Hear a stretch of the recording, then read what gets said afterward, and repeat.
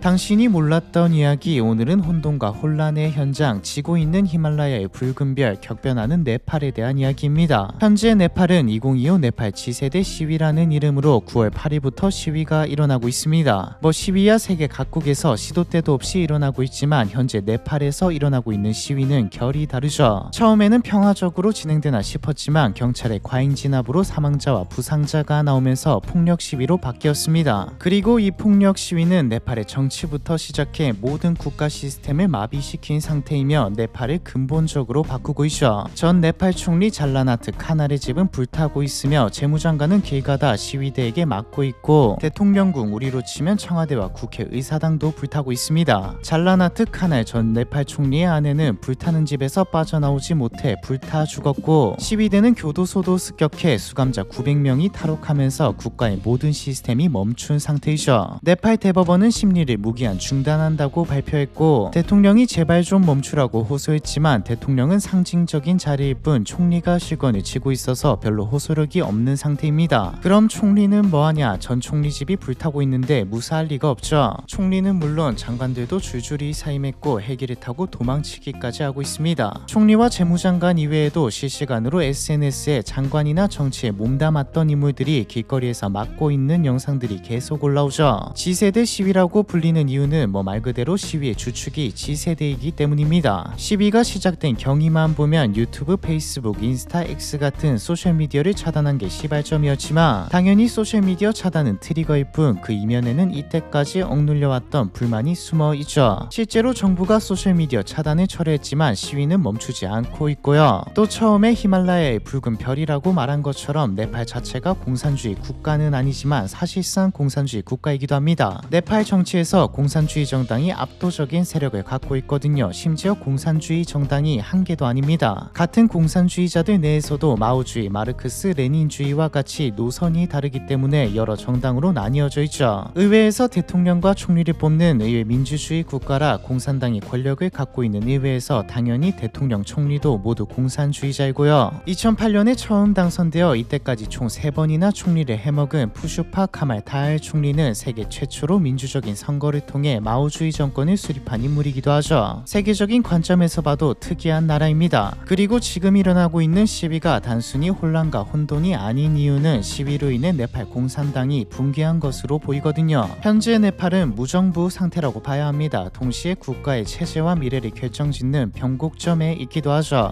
네팔은 왜 그리고 어쩌다 이렇게 된 걸까요? 네팔은 20세기 중반부터 정치면에서는 말 그대로 격동과 혼란의 시대를 겪었습니다. 하나하나 자세히 다루기에는 영상이 너무 길어지니 중요한 것만 훑어보죠. 1951년 100년 동안 이어진 세습 총리 체제가 막을 내리고 왕정이 부활하면서 다른 나라들이 그렇듯 이번 군주제로 민주화가 되나 싶었지만 1960년 마힌드라 국왕은 의회를 해산하고 판차야트 체제라고 부르는 독재 왕정의 길을 열었습니다. 판차야트 체제는 그냥 정당도 만들지 말고 다른 국가에서 말하는 정부 권력이라는 걸 국왕에게 몰아주자 이런 겁니다. 말만 다를 뿐 절대 군주제와 다를 게 없죠. 이 시기 네팔은 힌두 왕국으로서 카스트에 기반한 권위주의 국가였습니다. 구조적인 불평등, 엘리트들의 지배와 부정부패 등 떠오르는 문제들은 다 가지고 있었죠. 하지만 오래가지는 못했습니다. 30년이면 오래 간 거긴 하지만 바로 옆국가인 인도의 영향으로 또 다른 나라의 상황을 볼 수 있게 되면서 네팔에서는 민주화 요구가 터져나오기 시작했죠. 1990년 인민운동이라는 이름으로 민주화 항쟁이 터지면서 당시 국왕이었던 비렌드라는 상황을 보니 이거 막을 수 없겠는데 라고 생각해 이번 군주제를 수용하고 민주주의를 도입하게 됩니다. 그런데 히말라야 산간지역과 농촌의 빈곤, 지주 소작관계의 착취구조, 카스트에 따른 차별 등 구조적 문제는 민주주의를 도입한다고 바로 해결되는 문제가 아니었습니다. 국민들의 불만이 극에 달해서 나온 민주화였기에 기대를 많이 받긴 했지만 여러분도 아시듯 또 느끼고 있으시듯 여러 당이 합의하고 대화해서 절충안을 찾는 민주적인 방법으로는 당장 해결이 힘들죠. 민주주의는 그나마 최선의 방법일 뿐 효율적인 방법은 아니니까요. 결국 일부 급진 세력들은 의회에 앉아서 고상하게 해결하는 건 불가능하다고 생각해 무장투쟁에 나섰습니다. 여기서 말하는 급진 세력이 푸슈파 카말 다알과 바부란 바타라이가 이끄는 네팔 공산당이었죠. 얼마 전까지만 해도 권력을 잡고 있었던 서론에서 나왔던 마오주의 공산당이 이들입니다. 마오주의 공산당은 1996년 40개 요구사항을 내걸고 인민전쟁을 선포하며 정부와 게릴라전을 시작했습니다. 이때는 몰랐죠. 이게 10년 30년 동안 이어질 줄은 말입니다. 왕실 특권 폐지, 헌법 개정, 토지개혁, 카스트 철폐 등 겉으로 보기에는 문제가 없어 보이지만 디테일을 보면 또 이들의 급진적인 성향상 정부는 받아들일 수 없는 요구사항이었습니다. 사실 기득권이든 특권이든 돈이든 뭐든 다 내려놓으라는 요구였는데 당연하게도 기득권층은 이미 상류층인 이들은 받아들일 생각이 없었고 무장투쟁하는 이들의 요구사항을 받아주면 불만 있을 때 또 할 게 뻔하기에 정당에도 받아서는 안 되는 요구였죠. 결국 내전으로까지 번졌고 초반에 금방 진압될 거라 생각했던 것과 달리 농촌 빈곤과 착취, 카스트에 불만이 많았던 빈곤층들이 대거 합류하면서 상황은 어떻게 흘러갈지 모르게 되었습니다. 2001년 왕세자 디펜드라가 아버지와 어머니를 포함해 가족 9명을 죽이는 사건까지 일어나자 상황은 더 급격하게 진행되었습니다. 왕정의 신성함이 산산조각난 것도 문제였지만 사건 당일 왕궁에 없었던 갸넨드라가 새 국왕으로 즉위하면서 음모론 찌라시에 박차를 가했거든요. 갸넨드라가 다시 권력을 잡으려고 한다부터 시작해 어떤 세력과 결탁했다 등 온갖 말들이 나왔습니다. 상황이 혼란했기에 인민전쟁은 더 급물살을 탔죠. 정부군은 끝없이 마오주의 공산당을 밀어내려 했고 공산당은 끝없이 세력을 확장하면서 내전 10년 동안 17,000명이 사망하고 수천 명이 행방불명되고 20만의 난민이 생길 정도로 혼란했습니다. 당시 분위기는 그래도 정부 쪽이 좀 우세했죠. 일단 룰 안에서 싸워야 한다. 그러니까 무장투쟁하지 말고 의외로 들어오던가라는 여론도 있었고 공산주의는 세계의 기준에서 봐도 악이었으며 마오쩌둥은 중국에서나 추앙받지 악마 그 자체였으니까요. 그리고 공산당은 내전 동안 민간인을 죽이는 건 물론 납치와 재산 약탈 등 선을 위해서 싸운다고 보기 힘든 행보를 보였고요. 근데 정부군도 똑같이 하긴 했습니다. 내전은 의외의 상황이 벌어지며 종말을 맞이합니다. 2001년 당시 음모론처럼 갸넨드라가 진짜 의회를 해산하고 절대 권력을 손에 넣어버렸거든요. 명목상으로는 내전 종식을 위해서였죠. 정말 만약 갸넨드라가 내전을 끝내고 다시 권력을 내놓을 생각이었다라고 해도 갸넨드라의 판단은 결과적으로 보면 심각하게 오판이었습니다. 믿는 사람이 없었거든요. 국민들은 민주주의를 지켜야 한다는 생각으로 급진 공산당 세력을 지지하게 됩니다. 다른 진영도 공산당에 힘을 보탰고요. 당장 군사적으로 맞설 수 있는 게 이들 뿐이었으니까요. 그렇게 2006년 왕정에 대항해 시민과 7개의 정당연합이 결성되었고 2차 인민운동으로 불리는 거대한 민주화 항쟁이 네팔을 뒤덮습니다. 수십만의 시민들은 카트만두를 비롯해 도심을 점거하고 국왕 타도를 외쳤고 국제사회도 이들의 편이었죠. 유혈 사태 끝에 갸넨드라는 백기를 들었습니다. 길고 길었던 네팔 내전이 끝나는 순간이었죠. 당연하게도 겨우 마련된 협상 테이블이었기에 마오주의 공산당들의 요구사항도 들어줬습니다. 2007년 임시 헌법이 선포되면서 왕의 권한이 정지되었고 표면적으로는 진짜 민주공화국이 되었죠. 다만 임시 헌법이었기에 선거 결과에 따라 어떻게 될지 모르는 상황이긴 했습니다. 그렇게 2008년 선거가 열리게 되는데 마오주의 네팔 공산당이 601석 중 229석을 차지하며 제1당이 되었죠. 이로써 공식적으로 왕정은 폐지되었고 노예제도도 폐지되었습니다. 네팔은 지구상에서 노예제를 가장 마지막으로 폐지한 국가이기도 하죠. 초기 총리는 푸슈파 카말타알, 서론에서 나왔듯 세계 최초로 민주적인 선거를 통해 마오주의 정권을 수립한 인물입니다. 그런데 또 우리 위에 있는 북한이나 중국처럼 막 나가는 공산주의는 아니었습니다. 집권당이 공산주의를 외칠 뿐 민주주의 국가였으니까요. 조선민주주의 인민공화국도 이름은 뭐 민주주의지만 네팔은 진짜 민주주의 국가였습니다. 실제로 마오주의 공산당은 몇 년 지나지 않아 기대에 부응하지 못하는 모습을 보이며 마르크스 레닌주의 공산당의 인물로 총리가 교체되기도 했고 2013년 선거에서는 의석 대부분을 잃기도 했죠. 이후에도 마오주의를 지지하는 네팔 공산당과 마르크스 레닌주의를 지지하는 네팔 공산당 그리고 사회민주주의를 표방하는 네팔 회의 이렇게 세 개의 당이 엎치락 뒤치락했습니다. 두 공산당이 합병하는 일도 있었고요. 다만 서론에서 공산주의 국가는 아니지만 사실상 공산주의라고 말한 것처럼 마오주의와 마르크스 레닌주의 두 공산당이 거의 다 해먹긴 했습니다. 사실 이렇게 봤을 때는 문제가 없어 보일 수도 있습니다. 공산당이 권력을 잡았고 정치판 자체가 편향되어 있긴 하지만 선거도 제대로 되고 있었고 국민들의 뜻에 따라 또 보수색을 가진 정당이 득세할 수도 있으니까요. 문제는 이게 아니었죠. 원래 정의를 외치던 인물, 집단도 자신이 권력을 잡고 기득권이 되면 변합니다. 정치권에서 해결해 줄 거라 생각했던 빈부격차를 비롯해 인민운동의 유의였던 사회 문제들 전부 제대로 해결된 게 없었죠. 카스트는 명목상 폐지되었지만 인구의 12%인 브라마는 공무원의 40%를 차지하고 불가촉 청민은 40%가 빈곤선 아래에서 살아가며 차별금지법이 있지만 차별에도 신고도 안 들어올 어려울 정도로 법은 있으나 마나였습니다. 불가촉 천민이 상위 카스트의 여성과 연애를 했다가 살해되는 일도 있었죠. 이런 상황에서 정치판 안에서는 자기들끼리 맨날 치고받고 싸우죠. 2008년 이후 단 한 번도 임기를 다 채운 총리는 없습니다. 1년, 길어봤자 2년 좀 더 하다가 내려왔죠. 부정부패는 더 심해졌고 정치인들은 인도와 중국에게 싸바싸바하면서 돈 받아먹기에 급급했습니다. 네팔의 부정부패는 공공연한 비밀 수준이죠. 네팔 전체의 빈곤율은 과거보다 낮아졌지만 빈부격차는 훨씬 심해졌고 정치인들이 나라를 이따위로 운영하는데 경제도 제대로 돌아갈 리가 없습니다. 중국이 투자를 해준 프로젝트도 초기 100억 달러를 제안하며 35개의 프로젝트를 하자라고 했지만 지금 완성된 건 하나도 없습니다. 2023년에 만들어진 포카라 국제공항은 이름과 다르게 전기 국제선이 하나도 없고 여기에서 밝혀진 횡령 금액만 1억 달러죠. 그리고 이게 핵심 중 하나인데 네팔 GDP의 30%를 차지하는 건 다름 아닌 송금입니다. 일자리가 없으니 네팔 청년들이 해외에 가서 일하고 본국에 송금하는 걸로 나라 경제가 돌아가는 상황인 거죠.